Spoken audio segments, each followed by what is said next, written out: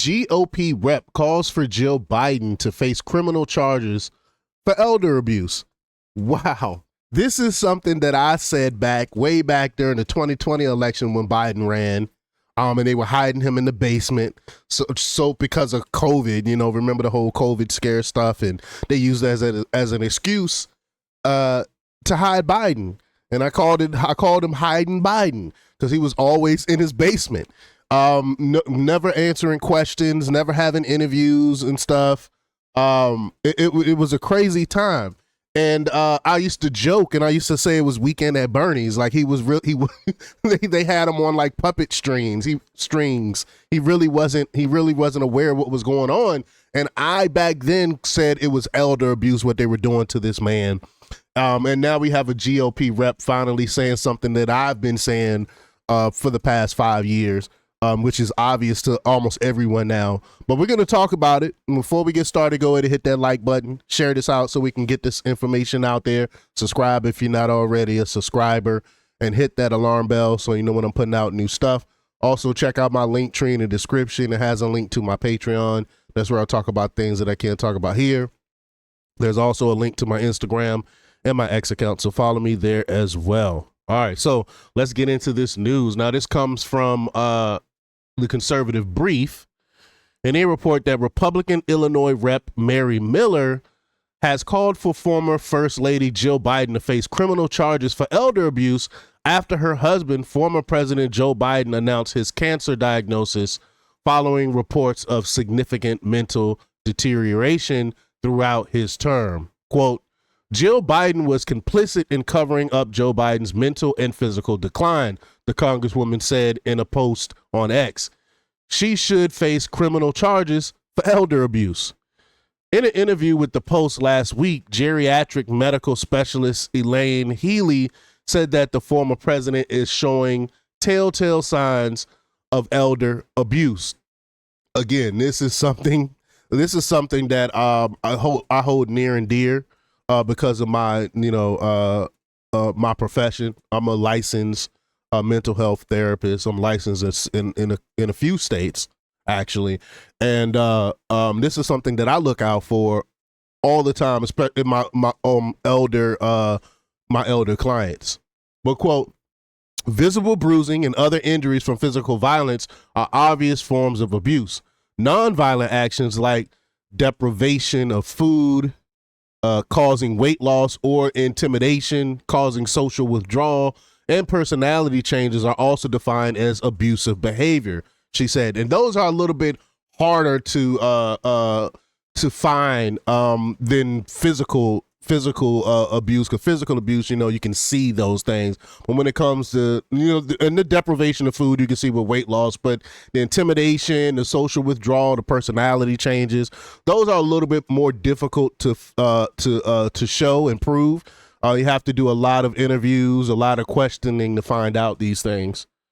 Well, quote, a more sinister type of elder abuse, however, involves the exploitation of an elderly individual for the abuser's financial, personal, or in this case, political gain, the doctor said. And these are even more difficult to prove, though, especially for the political gain part. But this is something when it comes to President Biden, is obvious what's going on here. Jill did not want to let go of that power, so she pushed Biden to run again. That was, I think, what really happened. It was hard. When people have power like that, it's difficult to let that go. We all know Jill Biden was the one that was really running the show there. And she pushed him, I think, to run again, which is elder abuse, because he physically and mentally was not able to do it. She also spoke about the former First Lady. She also spoke about what the former First Lady did with her husband after his infamous debate with then GOP candidate Donald Trump, where she had to guide him off the stage. And we all seen that clip when she guided him off the stage, and she was like, you did a good job. You knew all of what did she say? You knew all of the words, or you knew all of the facts, or something like that. And it was really weird the way she said it. It was like how a mother would talk to her child, and encouraging her child. That's what it came off to me as. It was weird. But quote, What was behind her insistence that he run for office when she, above all others, had to be aware of his failing cognitive capacities and declining physical health, she said. Is she a loving spouse or a master manipulator, using his dependency on her to control his decision-making? If the latter, she is engaged in elder abuse, and absolutely so. Even Washington Post columnist and vehement Trump critic Sally Quinn had a takedown for Jill Biden. Quote, I blame Jill Biden for this. Jill Biden is his wife.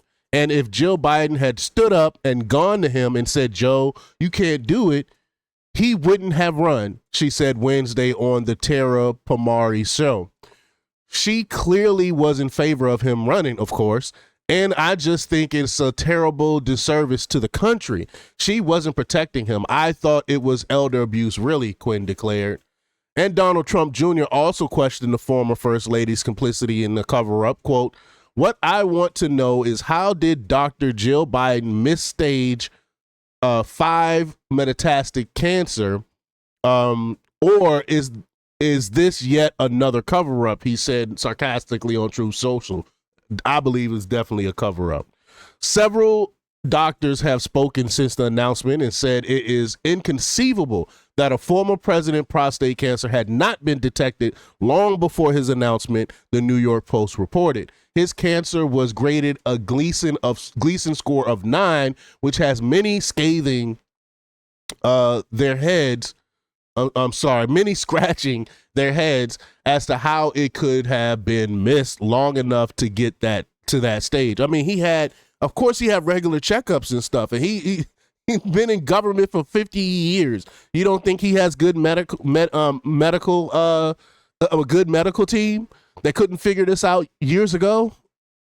Quote, it is inconceivable that this was not being followed before he left the presidency, Dr. Howard Foreman said in an ex-post.